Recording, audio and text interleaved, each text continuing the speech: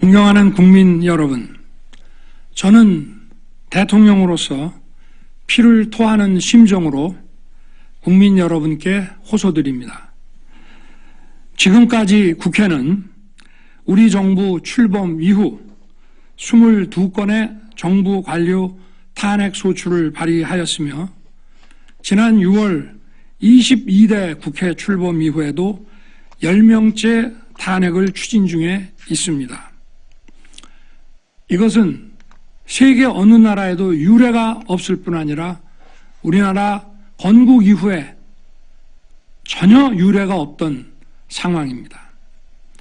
판사를 겁박하고 다수의 검사를 탄핵하는 등 사법 업무를 마비시키고 행안부 장관 탄핵, 방통위원장 탄핵, 감사원장 탄핵, 국방장관 탄핵 시도 등으로 행정부마저 마비시키고 있습니다.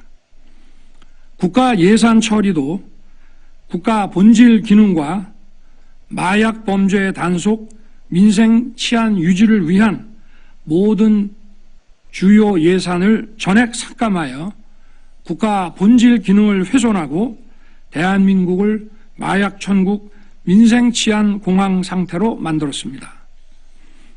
민주당은 내년도 예산에서 재해대책 예비비 1조 원, 아이돌봄 지원수당 384억, 청년 일자리 심해가스전 개발 사업 등 4조 1천억 원을 삭감하였습니다.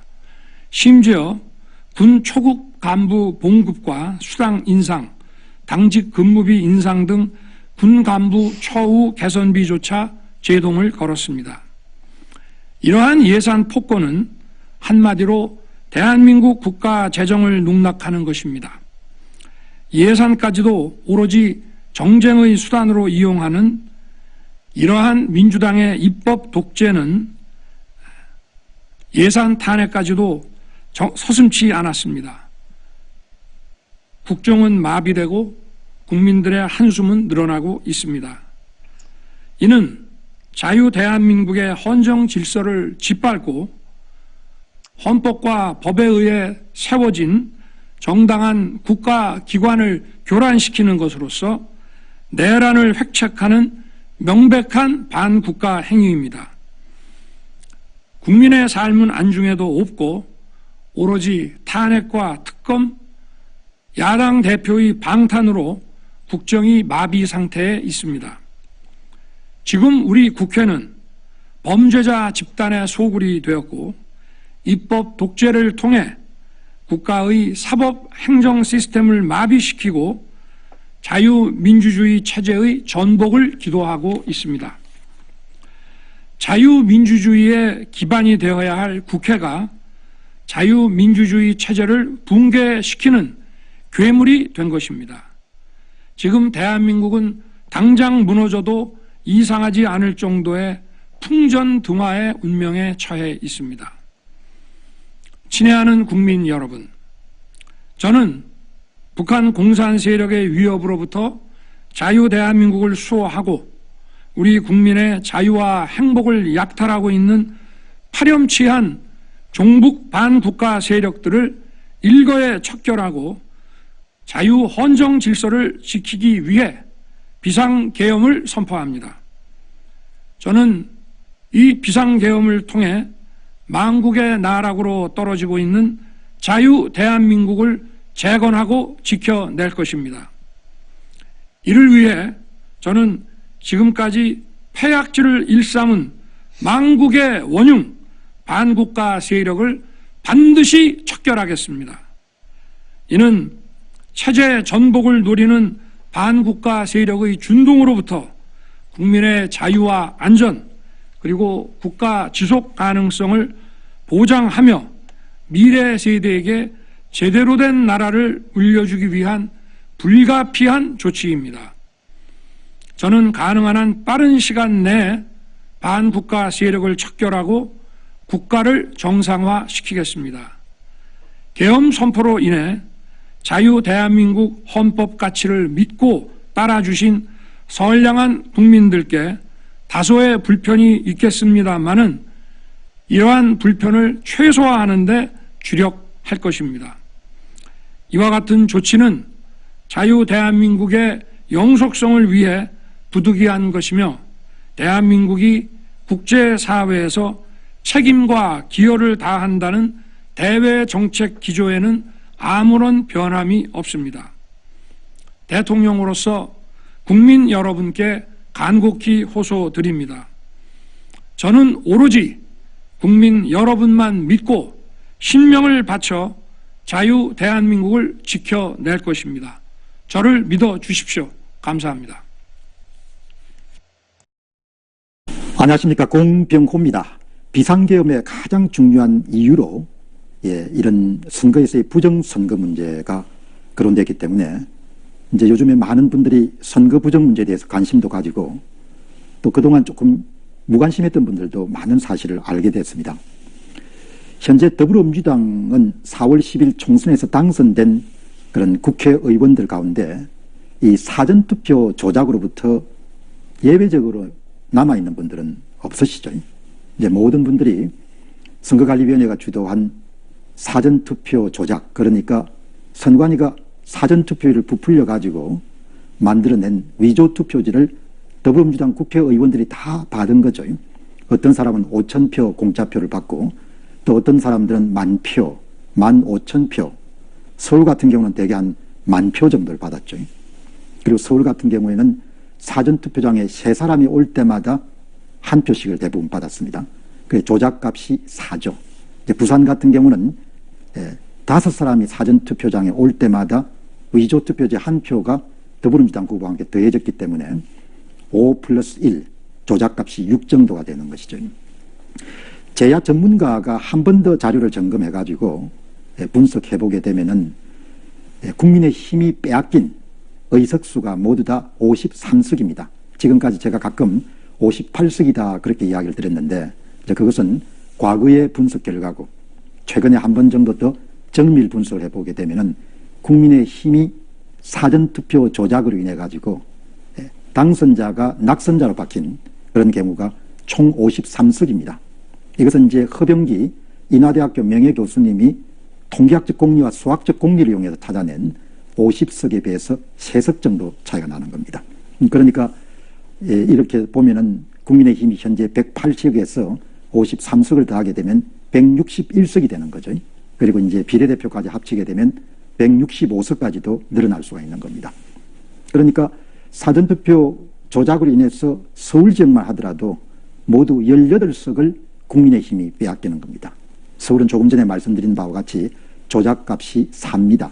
그러니까 사전투표장에 3명이 도착할 때마다 한 표씩의 위조투표지가 조성이 돼가지고 그것이 이제 더불어민주당 후보에게 더해지고 그 다음 똑같은 수만큼 위조투표지를 인쇄된 투표관리관 개인도장을 사용해 만들어서 이제 그것이 투입이 된 거죠. 그 예를 들면 서울의 18석을 보게 되면은 그러니까 사전투표 조작으로 낙선자가 당선자가 된 더불어민주당 후보의 그걸 보게 되면 곽상은, 전현희, 박성준, 이정헌, 안규백, 장규백, 장경태, 한민수, 오기영, 김동아, 황희, 진성준, 이인영, 김민석, 김병기, 남인순, 진선미, 이해식 현직 의원들이죠. 모두 18석이 더불어민주당 후보가 오리지널 사전투표에 손을 대지 않았을 때 낙선자가 당선자로 바뀐 그런 경우입니다. 경기는 지역구에 따라 조작값이 4 혹은 5입니다. 여기 4라는 것은 사전투표장에 3사람이 올 때마다 한 표씩의 위조투표지를 투입한 경우고 5라는 이야기는 4+1 사전투표장에 4사람이 올 때마다 한 표씩을 투입한 거죠. 경기에서는 더불어민주당 후보의 낙선자가 모두 당선자로 14명이 바뀌었습니다. 그러니까 사전투표 조작으로 인해서 당선자가 된 경기 지역의 14명은 김준혁, 이재정, 이병진, 김성희, 이기현, 김영환, 그 다음에 박윤국, 추미애, 김용만, 이상식, 부성찬, 이은주, 박정, 윤종규 이렇게 14명이 낙선자가 선관위의 도움으로 당선자가 된 경우입니다. 부산은 조작값이 6입니다. 사전투표장에 5사람이 올 때마다 한 표씩의 위조투표지를 투입해가지고 한 석이 당락이 바뀌게 됩니다. 전재수 후보입니다. 전 재수 후보는 사전투표 조작에 의해 가지고 낙선자가 당선자가 되는 그런 경우입니다.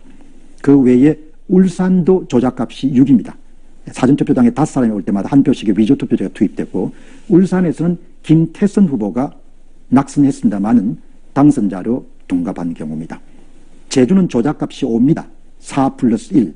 사전투표장에 4사람이 올 때마다 한 표씩의 위조투표제를 투입했고, 해당 국회의원은 위성곤 국회의원입니다. 그러니까 낙선했음에도 불구하고 선관위가 제공한 위조투표지로 인해서 당선자가 되는 경우입니다. 경남은 조작값이 5입니다. 사전투표장에 4사람이 올 때마다 한 표씩의 위조투표지를 투입해가지고 더불어민주당 국회의원들 가운데 낙선자를 당선자로 만든 경우는 김경호, 민홍철 2명의 국회의원입니다. 충남은 조작값이 5입니다. 사전투표장에 4사람이 올 때마다 한 표씩의 위조투표지를 투입해가지고 성부를 조작하는 경우가, 충남은 그렇게 해서 낙선자가 사전투표 조작으로 인해서 당선자로 바뀐 경우는 문진석, 박수연, 황명석, 이기구, 여기서 이제 박수연 씨가 정진석 씨, 부여 청량, 여기서 이제 사전투표 조작을 통해 가지고 당선자가 되는 경우입니다. 그 다음에 충북은 조작값이 5입니다. 그래서 충북에 조작값이 5이기 때문에 4사람이 실제 사전투표를 할 때 한 표씩의 위조투표제가 투입된 경우입니다. 그렇게 해서 낙선자가 당선자가 되는 경우는 이광일, 이광회, 이연예, 송재봉, 임호선 후보가 낙선자가 당선자가 되는 경우입니다. 마지막으로 인천광역시는 조작값이 6입니다. 사전투표장에 5사람이 올 때마다 한 표씩의 위조투표를 투입해가지고 성부를 조작한 경우는 허동식, 박찬대, 정영일, 이훈기, 이재명, 이렇게 여러분들 된 거죠. 여기 정영일 후보는 운이 참 좋은 경우입니다. 2020년 4.15 총선에서 사전투표 조작으로 금패치를 달게 됐고, 이번도 금패치를 달게 된 겁니다. 지금 말씀드린 그런 정상투표가 의심되는 분들은 선거구마다 얼마나 이런 표를 훔쳤는지를 정확하게 계산해낼 수가 있습니다. 왜냐하면 선거관리위원회가 조작된 후보별 득표수를 공개했기 때문에 그 조작된 후보별 득표수를 분석하게 되면은 조작된 득표수를 만드는 데 사용한 전산 프로그램을 찾아낼 수가 있습니다. 그 전산 프로그램과 선거관리위원회가 이미 발표해버린 조작된 후보별 득표수를 함께 이용하게 되면은 조작하기 이전에 조작되지 않는, 오염되지 않는 그런 득표수를 찾아낼 수 있기 때문에 오염되지 않은 후보별 득표수와 선관위가 발표한 조작된 후보별 득표수를 비교하게 되면은 정확하게 한 자리 숫자까지 몇 표를 더해줬는지를 찾아낼 수가 있는 겁니다. 그리고 그것을 위해 가지고 국민들에게 사전투표를 어떻게 사기를 쳤는지, 사전투표를 얼마나 부풀렸는지 그것을 다 잡아낼 수 있는 겁니다. 그리고 원래 상태에서 국민의힘과 당선자 사이의 차이값하고 그 다음에 조작된 상태의 차이값을 모두 다 계산해낼 수 있는 겁니다. 아마 지금까지 발표된 여러분들이 아마 이와 비슷한 그런 그 당선이 굉장히 의심스러운 그런 명단을 발표했겠지만 아마 지금 발표하는 53명이 가장 정확한 그런 데이터 가운데 하나일 겁니다. 왜냐하면은 선거구별로 분석을 해가지고 조작 상태, 조작 이전 상태, 조작을 위해 동원된 위조 사전투표지 이런 것을 다 계산해내 가지고 구한 그런 낙선자가 당선자로 바뀐 4월 10일 총선 국회의원 명단이기 때문에 더 정확도를 꾀할 수 있을 것이다. 이렇게 봅니다. 4월 10일 총선은 김두관 전 의원이 지적한 것처럼 전면적인 전국 차원에서의 부정선거였다. 이렇게 볼 수 있겠습니다. 감사합니다.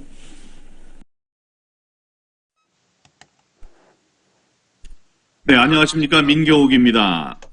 지금 윤석열 대통령이 계엄을 선포했다가 해제를 했는데 그 선포한 가장 큰 이유 가운데 하나가 선관위에 있는 서버를 통해서 누가 가짜 국회의원이고 누가 진짜 국회의원인지 그런 데 대한 기록이 남았는지를 이제 알기 위해서 들어갔습니다. 여러 가지 계산을 통해서 우리가 확보하고 있는 가짜 국회의원으로 의심이 되는 게 아니고 거의 확실한 사람들의 명단이 있는데요.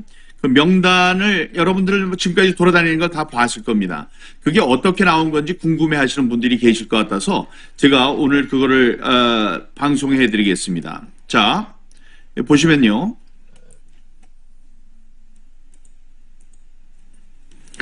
예, 종로구입니다.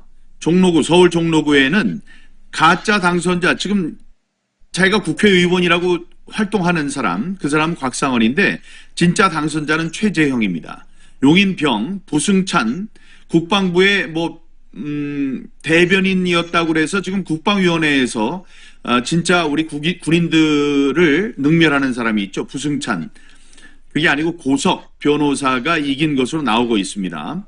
양천구에는 황희 전에 문화부 장관까지 했던 친구인데 거기도 실제로는 구자룡, 청와대에서 근무했던 구자룡 후보가 당선자다. 여기 이제 구자룡 같은 걸 보면 공식 조작 발표에서는 50대 48로 이겼다고 이렇게 얘기를 하지만 실제 당일 투표의 결과를 보면은 43대 55%, 이 복잡한 계산을 거쳐서 나온 걸 보면 표의 숫자와 조작 상수가 이렇게 나옵니다. 광진구의 고민정이 당선이 됐다고 하는데 오신환 전 의원 얘기를 했죠. 눈물을 흘렸습니다.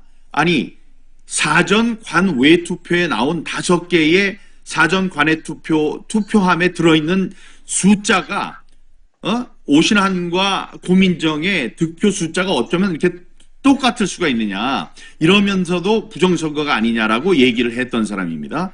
오신환. 서대문 갑에는 가짜 당선자는 김동아, 진짜 당선자는 이용호.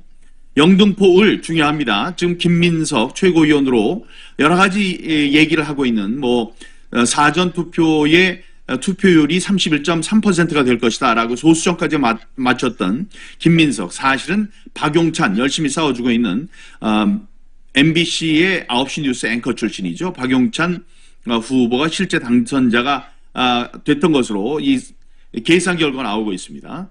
동작갑 김병기, 실제는 장진영, 고양병 김영환, 실제는 김용태, 중구 성동을 박성준, 실제로는 이혜훈. 고양병, 여기 이혜훈 여기에는 우리 하돌돌 하태경이가 여기 경선을 했었죠. 경선을 하면서 선거가 잘못됐다고 얘기를 했던, 그러나 지금은 자기가 얘기를 할 수가 없겠지. 부정선거가 없다고 그렇게 얘기를 했었으니까. 그 지역입니다. 고양병의 이기헌, 김종혁 중앙일보 편집국장 출신, 지금 최고위원으로 한동훈 계열이었습니다. 이 똑똑하다고 생각하는 최고위원 김종혁 국장도 사실은 당선자다. 그러나 그렇게 싸우고 있나요? 그렇지 않죠. 그다음에 이인영, 구로갑의 이인영을 실제로는 호준석이 이겼다. 경기도 용인을 이현주와 강철호 중에 강철호가 이겼다.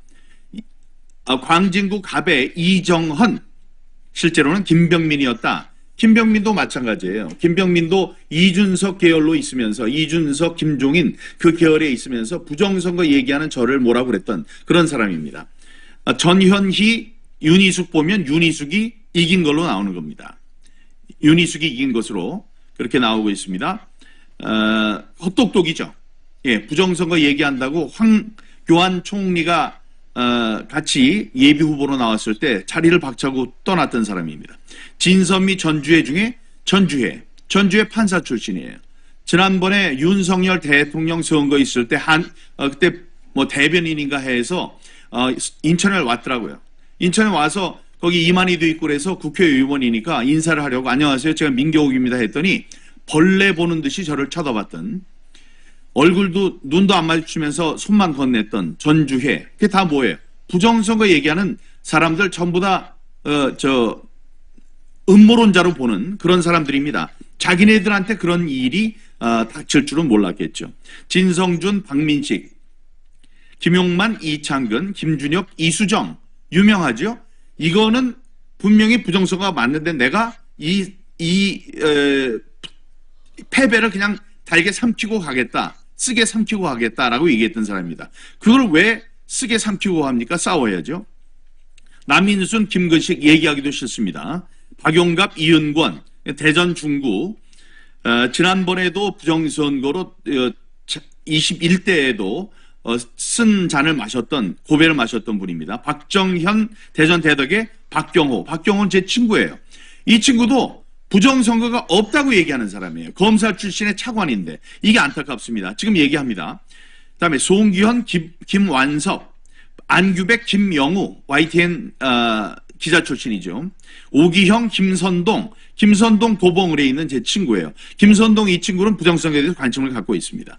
이재정, 심재철 안양에 가서 우리가 그렇게 안양지청 앞에서 검찰청 앞에서 이야기를 하고 며칠 동안을 장재원 박사 나가서 데모를 하고 그럴 때 한 번도 나와보지 않은 사람입니다. 이해식, 이재영, 대전 동구의 장철민, 윤차현, 한안갑의 추미애, 이용 후보는 자기가 억울하게 당했다는 걸 알고 있습니다. 이용 후보는 알고 있어서 싸우고 있어요. 지난번에 우리가 윤석열 대통령이 부정선거에 대해서 어떤 생각을 갖고 있는지 잘 몰랐을 때 이 친구가 어떤 스탠스를 갖는지를 알 수가 없었습니다. 좀 더 열심히 싸웠다면 추미애 딱 한동에서 이겨서 전세를 뒤집었다고 주장하는 이 추미애에게 이겼다는 것을 자기가 선거 무효 소송을 통해서 싸울 수 있었는데 그렇게 하지 않은 이용 후보입니다. 창원 성산구의 허성무, 강기훈은 지난번에 강원 성산에 이 보궐선거가 있었을 때 황교안 총이랑 저랑 가서 열심히 해줬음에도 불구하고 떨어졌었습니다. 그때도 마지막에 관외 사전선거 한 통에서 완전히 뒤집어졌어요. 그때 한 통에 개표가 늦어졌고 그다음에 불도 나가고 그러면서 2시간 만에 까졌는데 그 까진 것에서 몰표가 나와서 졌다고 그랬는데 우리는 그때 부정선거인 것을 알지를 못했었죠. 그러나 그 부정선거를 딛고 다음번에는 승리를 했었는데 이번에 조용합니다. 문진석, 신범철, 어기구, 정용선, 위성곤, 고기철, 제주도네요. 이재명, 원희룡, 이게 요 표만 있는 게 아닙니다. 이게 어떻게 돼서 한 건지에 대한 PPT가 다 있어요. 이렇게 이재명도 원희룡한테 졌습니다. 원희룡이 이긴 거예요. 원희룡이 이 사전투표에서 이재명에게 진 걸로 나오는데 이재명의 그 표가 나올 수 있는 확률은 로또를 연 3주 동안 계속 1등에 당첨될 그 확률보다도 더 적다고 그랬습니다. 근데 지금 싸우지 않고 있습니다. 이모선, 경대수, 충북이죠. 이훈기, 신재경, 인천입니다. 장경태, 김경진, 동대문을, 허영, 김혜란, 김해갑의 민홍철, 박성호, 공주부여 청양의 박수현, 정진석. 부정선거라는 걸 믿질 않으려고 하는 사람이에요. 지난번에 부정선거가 있었을 때 사전투표를 전자개표기로 돌렸을 때 너무나 엄청난 차이가 나가지고 그거를 사람들이 강력하게 어필하는 과정에서 리셋을 했기 때문에 전자개표기가 옳게 작동을 해서 바뀐 겁니다. 당락이. 자기가 당선된 것을 찾아왔어요. 그런 분인데도 불구하고 부정선거에 대해서는 관심을 갖지 않습니다. 부정선거가 아니라고 생각하는 거예요. 박수현보다도 정진석 후보가 못났습니까? 저는 그렇게 생각하지 않거든요. 충분히 이기는 분인데도 그걸 인식하지 못하고 있어요. 부정선거라는 존재를 부정하는 그런 분입니다. 박찬대, 정승현 3번의 선거에서 모두 아깝게 박찬대한테 졌는데 박찬대 지금 운영위원장입니다. 원내 대표를 하고 있고 이재명의 코딱지를 떼준 걸로 유명한 이 박찬대 지금 원내 대표도 부정선거로 당선됐어요. 지금 표 말고 PPT 우리가 분석한 걸 보면 3번에 걸쳐서 부정선거로 당선이 됐다. 윤종군, 김학용, 이광희, 김진모, 이상식, 이원모, 이연희, 김동원, 정일영, 김기흥. 말도 하기 싫습니다. 김기흥이라는 이 친구. 제 KBS 후배인데 민경욱 선배는 이미지가 나빠서 이번에 안 된다. 이미지가 자기가 돼야 된다. 이미지가 뭐가 나쁘냐? 부정선거라는 이상한 얘기를 해서 이미지가 나빠서 이 사람은 되면 안 됩니다라고 와서 자기가 당선된 것도 모르고 지금 싸우지도 않는 친구예요. 예? 황명선, 박성규, 전재수, 서병수 부산시장 사실은 이겼다고 계산이 나오니까 싸워주시기 바랍니다. 김태선, 권명호, 이강일, 서상우, 서왕진, 남성욱, 정으로 이소희 여기 두 개는 이 비례대표를 분석했을 때 이 사람들은 되지 않고 오히려 진짜 당선자는 이 남성욱과 이소희가 되는 걸로 그렇게 나와 있다는 말씀드립니다. 이 자료를 얻기 위해서 이 자료의 구체적인 이런 것을 계산에 의해서 딱 얘기를 하더라도 대법원에서 뭐라고 하느냐, 누가 언제 뭐를 했는지 모르니까 네 말은 틀렸다라고 얘기하는 사람들이에요. 그런데 거기에 대한 분명한 자료를 얻기 위해서 대통령께서 김용현 국방장관에게 이 국정원의 중앙선관위의 서버를 점검하라 이런 명령을 내렸었다고 합니다. 거기에 대한 우리들이 발표를 했고 다음에 장지현 박사도 발표를 했습니다. 진짜 국회의원, 가짜 국회의원. 진짜 국회의원들은 자기가 이긴 것도 모르고 굴복하고 있어요. 굴복하고 있는 이유는 저를 보고 그런다고 그런 얘기도 있습니다. 민교옥 봐라. 민교옥을 봐라 이거예요. 지금 부정선거 주장했다가 어떻게 됐느냐. 민교옥을 봐라. 난 그렇게 못한다 이거예요. 돈 잃고 명예 잃고 건강은 뭐 괜찮습니다. 뭐 그런 이미지 그 김기영이 얘기했듯이 그런 식으로 있는데 그렇게 하지 말라고 해서 나는 그냥 이거를 아픈 패배를 씹어 삼키겠다 이러고 있는 사람이에요. 용기가 없는 사람들이죠. 이런 사람들이고 지금 가짜라고 거명된 사람들이 지금 감사원, 경찰, 검찰, 대통령실의 특수활동비를 영원으로 만든 다음에 23번의 탄핵 신청을 한 그런 악정을 펴고 있고 입법 독재를 하고 있는 사람들입니다. 이 사람들의 얼굴을 잘 기억해 두시고요. 만약에 여기에 문제가 있다고 생각해요? 이게 억울해요? 억울해? 고소고발하면 돼요, 저를. 고발하세요. 제가 어떤 근거로 이렇게 했는지, 어떤 근거로 이런 것이 나왔는지를 제가 얘기하겠습니다. 또다시 무모하지만, 무모한 게 아니지. 또다시 불나방처럼 이 가운데로 뛰어듭니다. 저를 고소고발하시면 됩니다. 자, 여기 있는 분들은 전에도 발표를 했지만 부정선거로 부당하게 당선된 사람들, 부정선거로 자기의 당선을 빼앗긴 사람들의 명단이었습니다. 지금까지 49명으로 됐습니다. 그러나 또 있을 수 있어요. 저희들이 또 찾아봅니다. 일단은 49명. 여기에 안 나온 사람이 보니까 그러네요. 제주도 같은데 다시 성산, 마포 성산.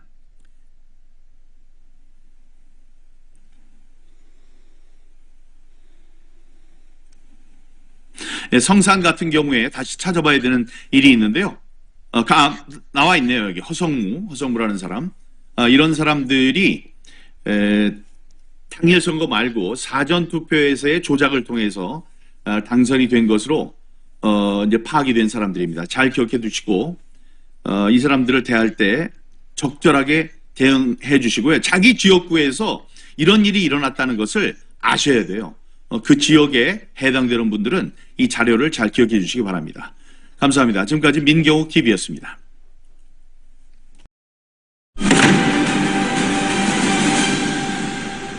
사전선거와 당일선거의 결과가 비슷하게 나오면 합쳐진 종 모양이 됩니다.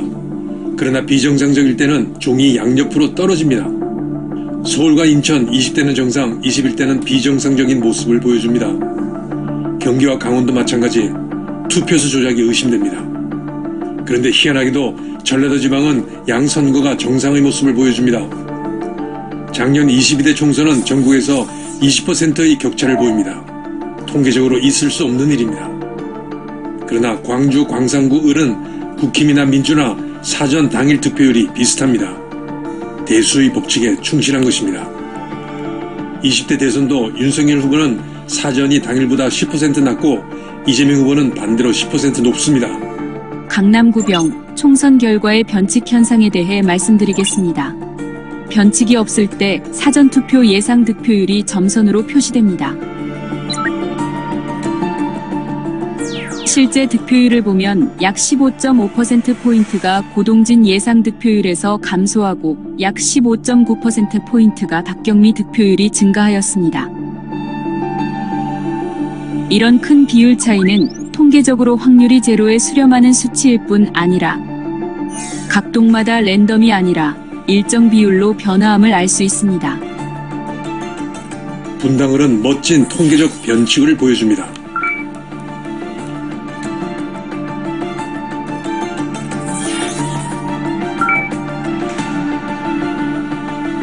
아주 우연히 그렇게 일어났다고 주장할 수는 있지만 통계적으로 이런 우연이 일어나기는 쉽지 않습니다. 굳이 말하면 신이 미리 그렇게 해주려고 작정하지 않고는 일어날 수 없습니다.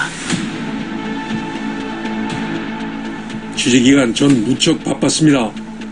많은 사람들을 만나 부정선거에 대한 정보를 얻었습니다. 수다가 만나니라고. 나름대로 이들의 이야기를 논리적으로 분석했습니다. 그리고 대수의 법칙에 올인을 했습니다. 섭수가 없지요. 지금도 유예해요. 선거에 소송함을 모르거든요.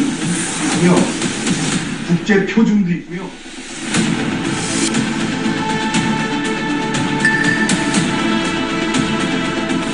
약속한 3월 1일 밤 9시. 그러나 일주일째 집에 못 들어가고 작업을 하고 있는데요. 안녕하세요. 이영돈 PD입니다. 원래 9시에 영상을 올리기로 했었는데 기술적인 오류가 생겨서 11시에 올려야 될 것 같습니다. 11시에 반드시 올리겠습니다. 제가 일주일 넘게 집에도 못 가고 계속 여기서 잠자면서 제품 못 걸린 거 있어요. 그러나 다시 약속을 지키지 못했습니다. 그러자 걱정의 댓글이 폭주했습니다.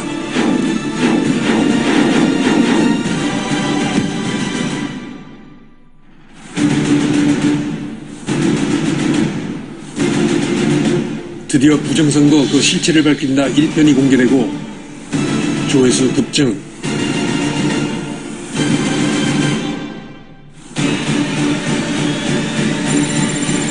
100만 돌파. 그러나 부정선거 음모론 관련해가지고 굉장히 많은 유튜브 영상 같은 것이 퍼지고 있는데 허위 정보가 유튜브와 같은 그런 국내에서는 거의 12시간 내에 조치가 취하도록 지금 저희가 운영하고 있고요. 잘 가동해서 이런 문제에 대응하도록 하겠습니다. 저는 신속 처리를 확실히 부탁드리겠습니다. 네. 그러자 저희 영상들이 숨바꼭질을 시작합니다.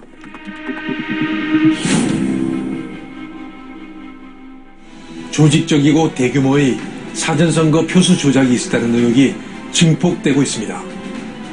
이들 선거와 관련해 직접적인 증거를 가지신 분들의 제보를 간절히 기다리고 있습니다. 여러분의 제보가 혼란에 빠진 대한민국을 정상화시키는 데 큰 기여를 할 것입니다. 제가 신이 작정하지 않으면 일어날 수 없다는 박성현 교수의 말을 강조하는 이유는 대한민국 선거에서 불가능한 일이 계속해서 일어났기 때문입니다. 2020년 21대 총선이 불가능의 시작으로 보입니다. 전문가들은 외부의 개입이 없이는 이런 통계가 나올 수 없다고 말합니다. 외부의 특정 세력이 개입해 저런 통계가 만들어졌다면 도대체 무엇을 어떻게 했다는 것일까? 그 의문은 한 선관위 내부자에 의해 풀렸습니다. 선관위 서버 운영에 대한 결정적 제보. 선거 때가 되면 선관위의 서버 외에 외부에서 임시 서버를 리스한다는 것입니다. 그리고 선거가 끝나면 서버를 반납해버립니다. 선관위에 남아있는 서버를 포렌식해도 흔적을 찾을 수 없을 것이라는 말입니다. 더 충격적인 사실은 선거 때가 되면 더 강화해야 할 선거망에 대한 보안 관제를 하지 않는다는 겁니다. 결국 외부에서 선관위 서버를 조작할 수 있게 문을 열어준다는 뜻입니다. 따로 선거망을 구성을 한다고 그랬는데 서버를 리스를 한다고 그러더라고요. 그래서 이게 차나 책상 리스하고 틀려가지고 아시다시피 서버는 리스를 한번 해버리면은 거의 뭐 리스 값이 반값이나 뭐 반값 이상 줘야 되는 거잖아요. 네네. 보통 이제 승강하면 한 3개월 리스를 해야 될 텐데, 뭐 승강이가 돈이 없는 것도 아닐 때 리스 하는 것도 이상, 그래 뭐 상식적으로는 이해는 안 갔죠. 그러니까 리스를 하면은 나중에 아마 서버는 돌려주고 그 하드웨어를 빼서 보관을 몇 년인가 할 텐데, 나중에 뭐 예를 들어 그 서버 수색을 한다든가 이래도 안 나오겠죠. 이제 하드웨어를 찾지 않으면은. 서버를 깠을 때 서버는 제가 보기에 뭐 글쎄요, 일반적으로는 지금 보관된 서버 어느 정도 보관되는지 모르겠는데 보관된 서버를 까봤자 글쎄요 뭐 다 서버랑 지금 숫자 나온 숫자랑은 맞춰놨을 텐데 뭐. 그러니까 압수수색 이런 하지도 못하지만 혹시 했다고 치더라도 그 하드웨어를 발견하기가 쉽지 않겠죠. 그 내부적으로 조립을 하지 않으면은, 조립해주지 않으면은. 근데 압수수색하면 법적으로는 내놓으라 할 때는 내놓지 않을까요? 그걸 안 내놓을 수는 없을 건데. 글쎄요, 뭐, 그거는 뭐, 100% 내놓을지 모르겠는데, 뭐, 기가 훨씬 용이 실제로 서버 자체보다는 하드웨어를 보관하면은, 해결하기도 좋고, 보관하기도 좋고. 하드웨어 자체에 들어가서 이거를 조작할 수도 있는 거죠. 그건 이미 뭐 했겠죠. 서버 까란 단어가 일상이 되어갈 때 선관위는 가장 중요한 선거에서 서버를 리스하고 중요한 보안 관제를 하지 않았습니다. 보안을 하지 말아야 할 특별한 이유라도 있는 것일까요?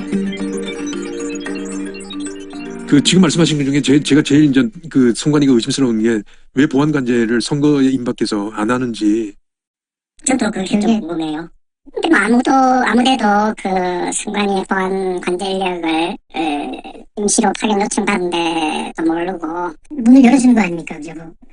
가능성을 열어준 거죠. 더 강화를 해야 되는데 그렇지 오히려 어떻게 보면은. 선관위는 3,000명이 넘는 인원이 전국에서 근무하는 큰 조직입니다. 그중 선거에 직접적으로 관여하는 조직은 선거관리 1국사나 선거 2, 선거 3위 투개표와 사전선거를 관장합니다.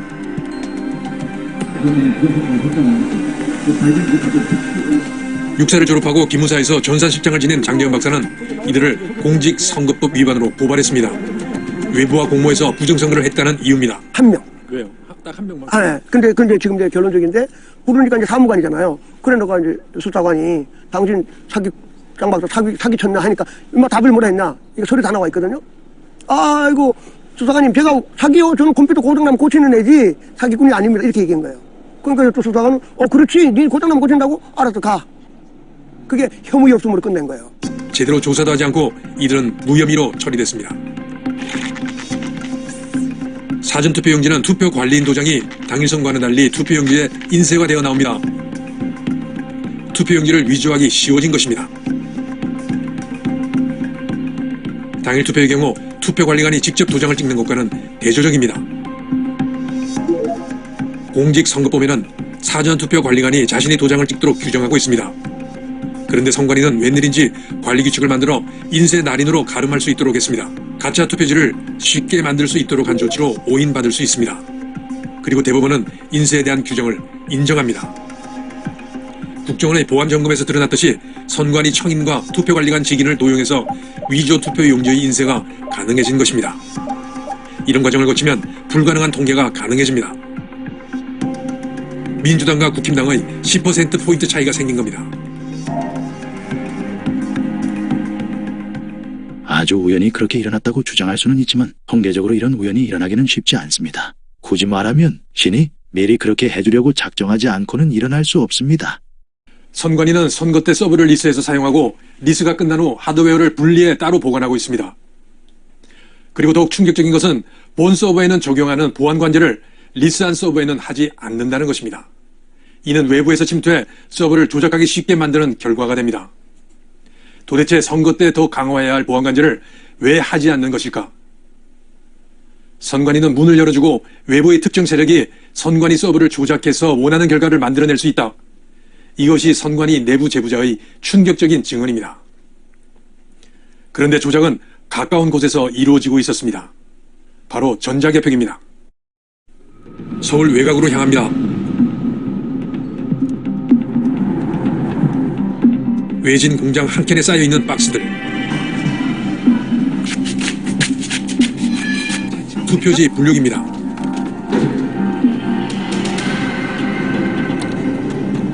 전화선이 연결되고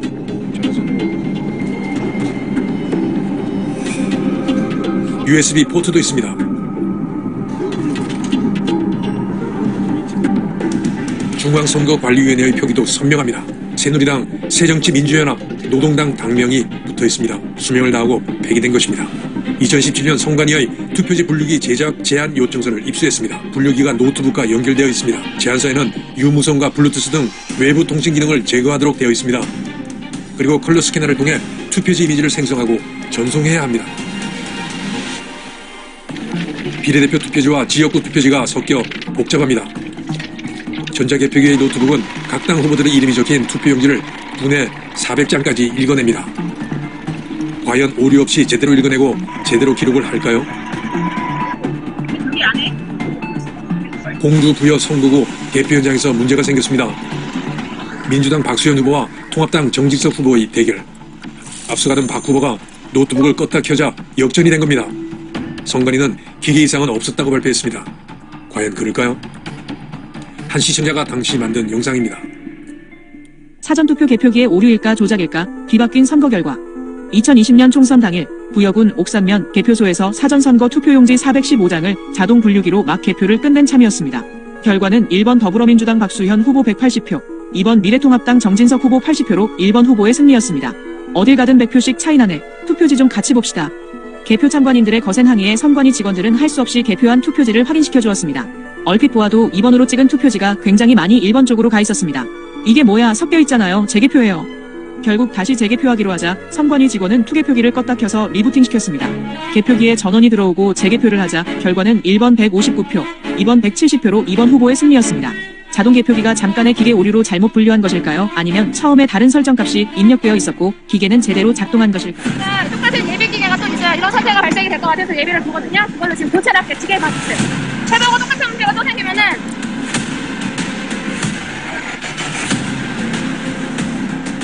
전자개표기를 작동시키는 소프트웨어는 투표지 분류기 운영 프로그램. 개표기하고 선거 서버하고 사이에서 이제 우리 선거처럼 이렇게 개표를 한다 그러면은 결국은 뭐 프로그램이 들어가지고 개표를 하는 거잖아요. 네. 근데 프로그램을 제작하는 것도 만약에 뭐 국내에서 하면은 물론 뭐 그렇게 어렵지는 않겠지만 어쨌든 몇 명이 순간이 사람들이 관여는 못할 테고 실력이 안 될 테고 외부 사람이 프로그래머가 들어가야 되는데 그래서 제 생각에 국내에 만약에 프로그래머가 들어갔다면 소문이 날 텐데 중국에서 텐센트나 이런 데서 프로그래머가 그걸 딴다고 하면은 뭐 어렵지 않은 일인 것 같고요. VPN이라고 하면 가상스말이라고 해갖고 뭐 외부에서 접근이 안 되는 그런 식으로 이제 인터넷을 임시적으로 구성을 한다고 그러긴 하는데 글쎄요, 보안이 안 되니까 다 외부에서 충분히 접근이 가능하고 또 서버의 접근도 쉬울 테고 그 다음에 이미지 대표기에서 투표지가 돌아가면서 이제 나중에 예를 들어 5장 돌아가면 5장 막 카피하면서 그게 이제 본사에 본서버에 연결되는데 예를 들면은 5장인데 10장으로 카피를 하는 거는 그건 엄청 쉬워서 찍히는 이미지는 저장하게 되어 있습니다. 그러나 여기 찍혀 나오는 이미지와 합계는 서버에 저장되는 것과는 다를 수 있다는 겁니다. 각 테이블의 전자개표기의 총합이 어디서 어떻게 더해지는지는 서버만이 알 수 있습니다.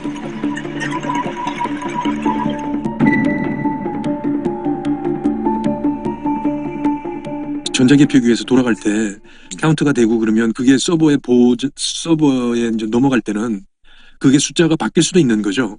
그렇죠. 카피를 예를 들어 5를 10으로 카피하면서 숫자도 10으로 넣을 수 있죠. 개표기에서 임시 구성 서버로 갈 때 VPN으로 연결됐다고 할 때 그거를 VPN이라고 하더라도 들어와서 조작하는 건 얼마든지 가능한 거죠. 그거는 프로그램상으로 이미 돼 있고 프로그램이 여러 가지 1번이든 2번이든 이렇게 하고 프로그램을 1번으로 돌릴 건지 2번으로 돌릴 건지 3번으로 돌릴 건지 이것도 쉬울 테고요. 나중에 외부에서 서버에 접근을 해서 예를 들어 수정하거나 이것도 가능하고요. 그러니까 저는 제일 의심되는 게 서부에 보안 관제 인력을 그러니까 포함을 안 시킬까? 관제 인력을 포함시키면 어쨌든 관제를 할 거 아닙니까? 그렇죠. 침입. 근데 그거를 보안 관제를 안 한 상태에서는 뭐 중국에서 연결해서 중국에서 할 수도 있는 거죠. 네, 가능하죠. 보안 관제가 있다고 해갖고 뭐 100% 안전하다고 할 수는 없지만 어쨌든 뭐 발각될 가능성이 크겠죠. 2019년 중앙선거관리위원회는 21대 총선용 유무선 통신장비 구매를 위한 제안을 받았습니다. 그리고 그 제안은 중국 화웨이의 네트워크 장비를 사용하는 LG U+가 채택이 됩니다. 통합선거인 명부 활용을 위한 선거 전용 통신망 구축을 골자로 하는 제안입니다. 21대 국회의원 선거 시 사전투표소 약 3,500개 중 700개소에 대한 무선 통신망 구축 운영과 상용망과 분리된 선거 전용 무선 통신망 구성을 하도록 되어 있습니다. 문제는 LG U+가 화웨이의 네트워크 장비를 사용한다는 것. 화웨이 네트워크 장비는 전 세계에서 정보를 빼돌리는 백도어 문제로 계속해서 트러블을 만들고 있습니다. 정보 유출이 핵심 문제로 대두된 겁니다. Huawei is back in the news for its backdoors, but this time we're not talking about devices. The Chinese tech giant is now building a backdoor of a different kind. 미국의 압박으로 국내에선 LG U+가 난처하게 됐습니다. 통신사 가운데 유일하게 중국산 화웨이 시스템으로 이미 5G 통신망을 구축했습니다. 김인수 기자입니다. 5G 사업에 박차를 가하며 설비 투자에 힘쓰고 있는 LG U+.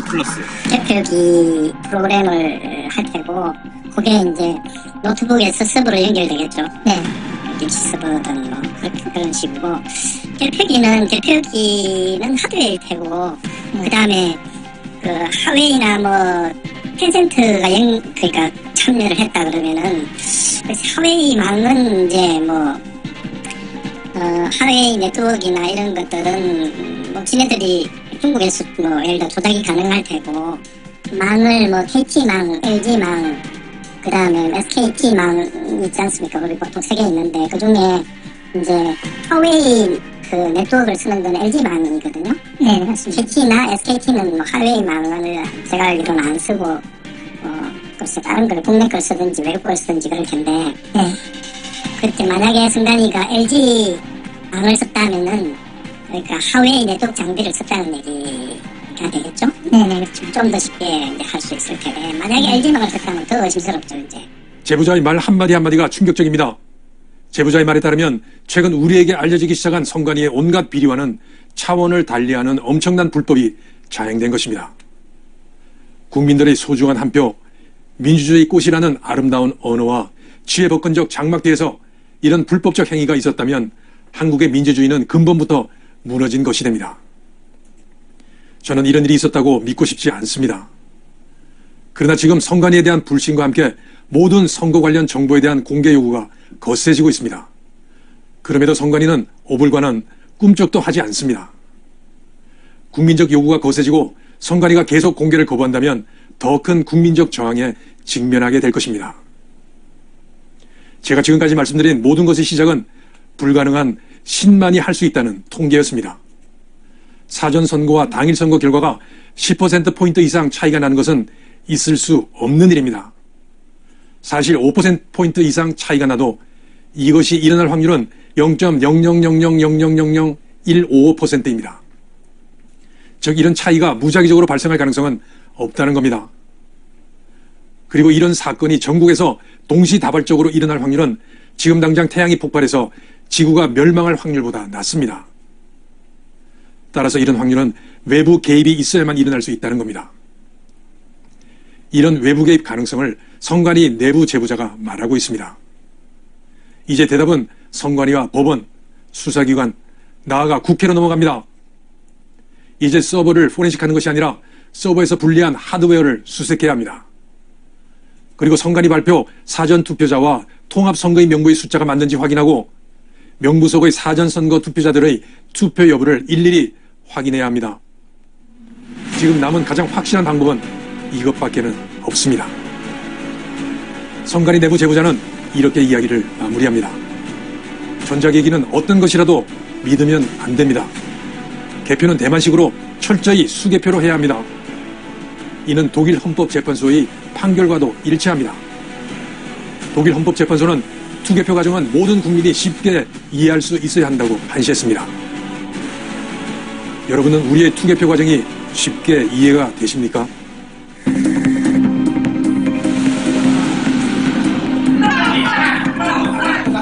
대만은 투개표 시스템에서 전자기기 사용을 철저히 배제하고 있습니다. 중국의 해킹 시도가 끊임없이 계속되어 왔기 때문입니다.